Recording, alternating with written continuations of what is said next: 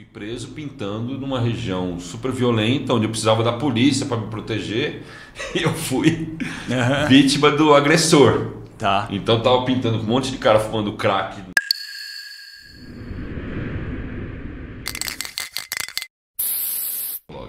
Tá. Foi o primeiro. Tem a história também hoje. Hoje é mídias sociais, né? A gente tem 2025. Pô, a gente é de uma época que não tinha nem internet, e-mail, era tudo cartinha, mas enfim, quando criou tal primeira rede social na vida, criaram o Fotolog. Primeiro foi o Blogspot, depois veio o Fotolog. E o Fotolog virou uma maniazinha que todo grafiteiro começou a ter, que também o número de artistas que tinha nos anos 90, comparado a hoje, sim, 10, 40 pessoas faziam grafite em São Paulo, sei lá, naquela época. Tá. Né, eu me considero terceira, quarta geração, né, de artistas de São Paulo. E então não tinha nada disso. Então começou isso. Aí eu postava uma fotinha, escrevia um puta texto sobre meus pensamentos. Então comecei a colocar as fotos do esgoto lá e aí começou a dar uma repercussão isso. Porque quando tá na internet, hoje em dia, o mundo todo. Sim.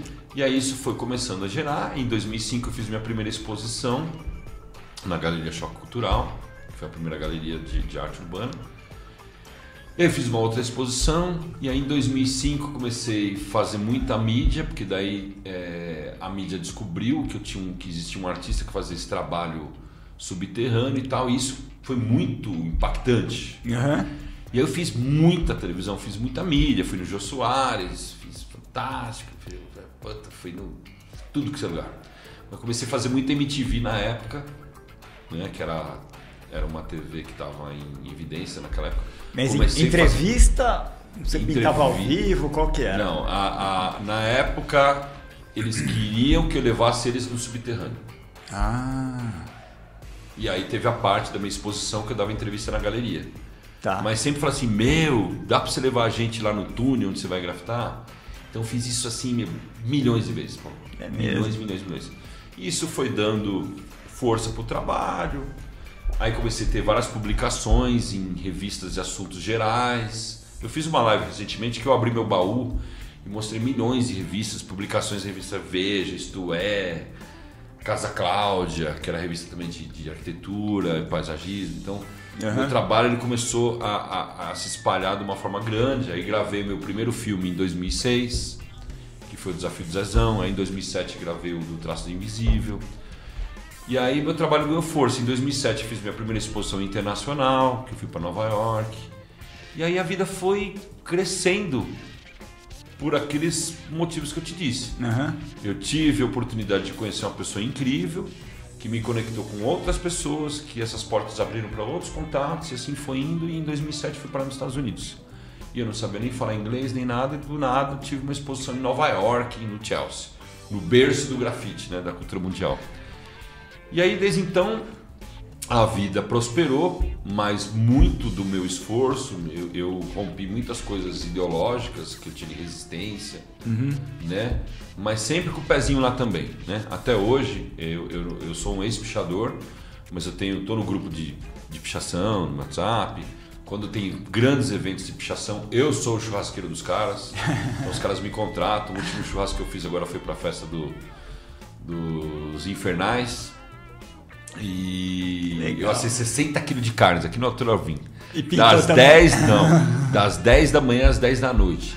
Caramba, 60 quilos de carne sozinho. Eu alimentei. Você manja disso também? Muito, sou um ótimo churrasqueiro. Adoro churrasco, adoro jardim. Não sou velejador, mas sou muito do mar. Meu sonho é, quem sabe, daqui uns 6 anos morar na frente da praia. Mas eu sou muito da natureza. Tá. Então eu tenho esse equilíbrio hoje. Que eu tenho a paixão pela cidade, pelo caos, mas eu também preciso de vez em quando estar no meu retiro ali para recarregar essas energias, né? Então eu me vejo hoje uma pessoa muito com o pensamento e a visão muito ampla da felicidade, principalmente, né? Que talvez é assim, infeliz é aquele que acha que a felicidade dele está, sei lá, num copo d'água, né? Eu acho que é um conjunto coisa material, de coisa, né? Nossa, uma coisa material. Né? Me fizeram 2 perguntas mais difíceis na minha vida que eu não sei responder até hoje. O que é arte para você? Não sei responder. Qual o seu sonho? Também não sei responder. porque é muito amplo isso, para mim. Tá. Né? A pessoa que responde isso em 2 minutos é uma pessoa rasa, sem julgamentos. Mas a pessoa talvez, Paulo, que não chegou nessa idade de ter vivido tanta coisa para conseguir dar uma resposta tão imediata assim para isso, né? É sem julgamentos, mas eu vejo que assim, eu me olhando no espelho, me vendo, eu vejo que é muito grande. Sim, é um universo de possibilidades, pode ser tanta coisa, né? Por que eu vou escolher uma de repente, né? Então, como você vai definir o que é arte? O reconhecimento e as coisas vêm ao longo dos anos, né? Pô, para eu estar aqui hoje, que para mim é uma honra, no mínimo, alguém fala assim, pô, o Zezão, eu acho que tem uma bagagem para poder falar um pouco de algo. Um merecimento, claro. Não descartando também uma galera que vem nova, que vem com uma outra ideia, que eu acho legal também, essa coisa democrática. Pegar um menino que começou agora e falar assim, cara, o que você imagina? O que você qual que são os seus planos? O que é a sua pretensão? Como que você vê a cena do grafite? Né? Então é legal ter essa variedade, porque é interessante também conhecer uma mente mais inocente, mais menos madura, para entender também que, tipo, essa galera que tá vindo agora, que inclusive nós temos uma geração de artistas super talentosos hoje em dia, tem muita gente boa. Não, cara. O brasileiro é muito criativo, né, cara? Cara, hoje tem de artista bom, né? E além de termos artistas bons, hoje nós temos acesso a um material de qualidade.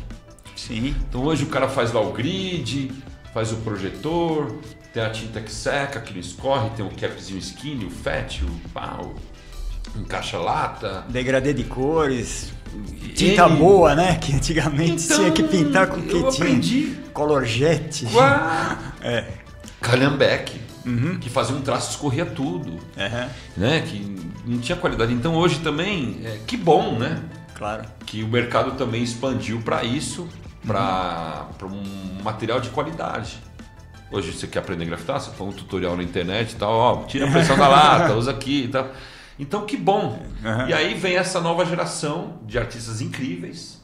Eu não conheço, eu não consegui acompanhar toda essa geração de artistas emergentes, não conheço mesmo, eu sou mais vanguarda, veterano, e me considero uma pessoa mais outsider também hoje, não consigo estar em todas, né? Tá. Não tem mais, para mim o grafite também perdeu um pouco esse encantamento que foi nos anos 90, porque nos anos 90 eu andava na rua tirando foto dos grafites do Gêmeos, do Espeto, porque aquilo era tão louco nos anos 90, você andar numa rua e tinha um desenho muito louco no coisa.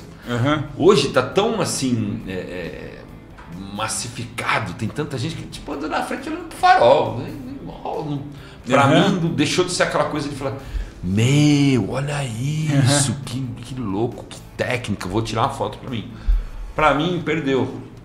Então hoje eu tô numa busca mais de dentro da arte de novas técnicas, de um estudo dos suportes, do fine art, e o muralismo, o grafite deixou de ter a mesma força que tinha antes.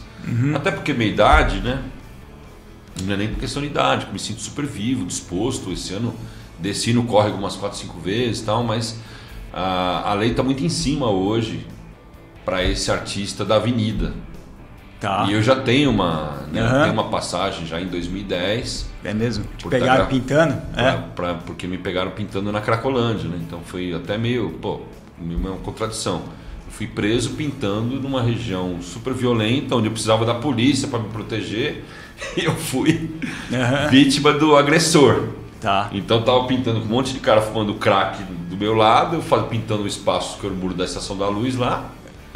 E aí, você tem autorização? Eu não tenho, mas é arte, tá tudo dizendo, não, mas e o cara fumando crack aqui, ó? A parede estava queimada. A parede não era parede branca, a parede pegou fogo. Então eu falei, eu tô fazendo aqui uma coisa para camuflar, sei lá, eu tinha todos os argumentos possíveis para falar o que eu tava fazendo ali 2 horas da tarde, naquele lugar. Era uma coisa consciente, do bem, com propósito, mas eu fui preso. Tá. Então hoje, com a minha idade, com 2 filhos, com tanta responsabilidade, hoje eu tenho mais cautela de pegar e me atirar como eu me atirei a vida toda na rua, né? Tá. Então hoje tá num ritmo um pouco menor, Mas, cara, é uma coisa que é uma paixão, né, meu? Você não vai parar depois de 30 anos, parou. Tipo, o ritmo diminui, as prioridades são outras. Sim. Mas eu fico sempre muito feliz de se te convidar para um projeto, para um encontro de grafite. É bem raro acontecer isso. Mas quando me convidam, eu vou super, porque o grafite também tem essa coisa da comunidade, né? Sim, pintar então, pô, aqui na Penha, aqui, o bairro da Penha é um bairro tipo meio histórico. Sim. Puta nome. Sou amigo do Vandré, né, do Paçoca, que é amigão meu, que também é milianas, mas pô, o Fedoso, os caras do Real da Soja, né? Um monte de gente daqui, né? O Fêmeo, o Spock, que eram os caras da minha época mesmo, assim, né? Então eu vim muitas vezes pra cá e eu acho legal essa coisa da cultura, mas hoje acho que as pessoas, do modo geral, estão muito mais, executam sua arte muito mais para uma comunidade virtual. Sim. Na época, como nós não tínhamos, sei lá, comunidade virtual, que são as redes sociais, a gente tinha o Point. Então eu colava lá no Point com a minha mochilinha. O que tinha dentro da mochilinha? No caderno de desenho, aquele álbum de fotografia da Kodak, lá do plastiquinho. E assim a gente trocava. E assim pegava o telefone de um cara e tal, vamos marcar um rolê. Então era uma coisa muito mais inocente e tal. Hoje em dia é isso, meu cara toma um copo d'água, tem que estar na internet. Porque são outros tempos, né? Sim. E eu vejo que a necessidade maior das pessoas é postar sempre. Que não condenando a mídia social, mas assim, a mídia social é uma coisa mundial, né? Então a gente tem seguidor do mundo todo, do Brasil todo. Então, se a gente faz um grafite aqui na Penha, o cara dos Estados Unidos só vai ver se o cara entrar na minha mídia social. Então eu acho válido também. Mas colocar isso como prioridade, que eu vejo uma escravidão das pessoas, de falar, marcar o hashtag, tem que postar no horário tal, não sei o que, não sei o que lá. A minha vida de mídia social tá tipo encalhada há anos. Eu não passo daquele número, não entendo o algoritmo, acho que não existe ninguém que também consiga decifrar essa máquina de estratégia, de seguidores, likes, eu não sei, as pessoas buscam muito isso hoje, né? Sim. E eu sou um cara que vou postando coisa antiga, coisa aleatória, às vezes quando um pouco, nunca coloquei muito do meu lado pessoal, hoje eu coloco eu com meus filhos ali também, porque Zezão também hoje é isso, não é aquela coisa alienada. Sim. Sabe, o grafite, tal.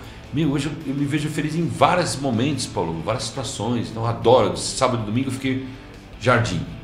Replantando minhas plantas, adubando os vasos, cortando a grama, os mãos tudo cheio de terra. Larguei o pincel e o spray, porque eu fiquei trabalhando a semana toda nas minhas telas, que eu tenho uma exposição em setembro, então eu tenho que produzir muito. Eu chego no sábado e falo assim, vou me desconectar da arte, vou me conectar com a natureza, com Deus e tal, eu vou fazer esse exercício que me fez bem. Sim. Então eu hoje sou isso. Recarrega energia, claro.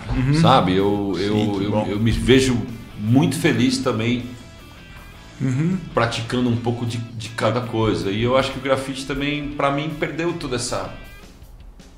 Hoje, para mim, o mais importante, só para finalizar isso, um grau de coisa que eu aprendi, amor próprio, que isso é uma coisa que eu tô desenvolvendo ainda, que eu sempre pensei sempre em agradar o próximo, sempre ajudar o próximo, fazer as coisas pro próximo, para você ter aquela imagem de que tipo, às vezes é um cara legal, mas eu nunca pensei em mim mesmo.